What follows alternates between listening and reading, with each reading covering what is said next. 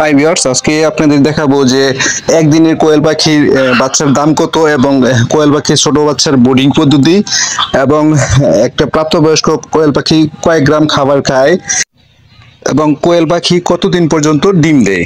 তো প্রিয় দর্শক, এই যে কোয়েল পাখির বাচ্চাগুলি দেখতে পাচ্ছেন, এখানে 26,000 বাচ্চা আছে। তো এই বাচ্চার বয়স মাত্র আজকে 5 দিন। তো এই কোয়েল পাখিগুলি কিন্তু আপনার 7 টাকা পিস কিনা হয়েছে পাইকারি দামে এবং এই কোয়েল পাখি আপনার 45 দিন বয়সে থেকে ডিম দেওয়া শুরু করে। আর হচ্ছে মূলত কোয়েল পাখিগুলি আপনি একটা কোয়েল পাখি একদিনে প্রাপ্তবয়স্ক একটা কোয়েল পাখি আপনার 16 থেকে 17 গ্রাম খাবার খায়। অন্যান্য পাখি থেকে এই কোয়েল পাখি পালা লাভজনক এবং কোয়েল পাখিতে রোগ জীবাণু একটু কম হয়। এই কোয়েল পাখিগুলি মূলত আমার না, আমি প্রতিবেদনের জন্য নরসিংদী আসলাম গাজীপুর থেকে।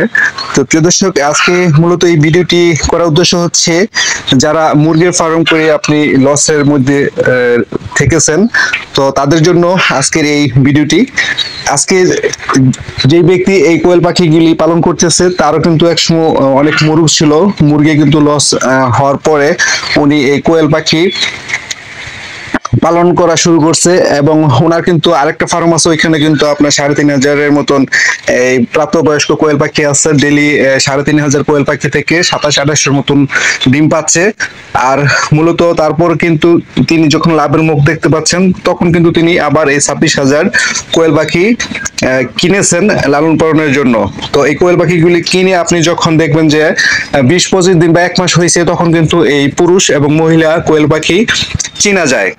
তো পুরুষ পাখি কোয়েল পাখির গলার নিচটা হলুদ কালারটা একটু বেশি থাকবে, আর মহিলা যে কোয়েল পাখিগুলি ওগুলি গলার নিচটা হালকা সাদা কালো মতন থাকবে।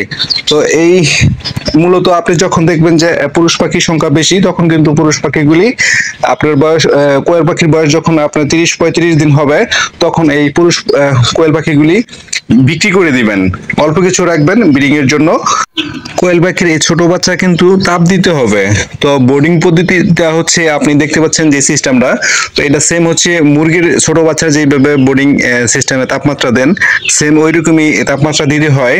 তো প্রিয় দর্শক, এটার বোর্ডিং সিস্টেমটা হচ্ছে আপনার ছোট আকারে যদি হয় বোর্ডিং এর যে সিস্টেমটা, তাহলে তাপমাত্রা একটু কম হবে। যদি বোর্ডিং সিস্টেমটা একটু বড় করেন, যে বাচ্চা বেশি রাখবেন এর ভিতরে, তখন তাপমাত্রাটা একটু বেশি হবে। তো প্রিয় দর্শক, ওইভাবেই বোর্ডিং সিস্টেম করতে হবে। ছোট বাচ্চাকে যদি তাপ না দেন, তাহলে কিন্তু ছোট বাচ্চা মারা যাবে। তো প্রিয় দর্শক, আর কোয়েল পাখি কিন্তু আপনার একটানা 6 মাস ডিম দেয়। তো প্রিয় দর্শক, ভালো থাকবেন এবং ভিডিওটি ভালো লাগলে আমার ইউটিউব চ্যানেলটা সাবস্ক্রাইব করে রাখবেন নতুন নতুন ভিডিও সবার আগে পেতে, এবং ভিডিওটি শেয়ার করে দিবেন।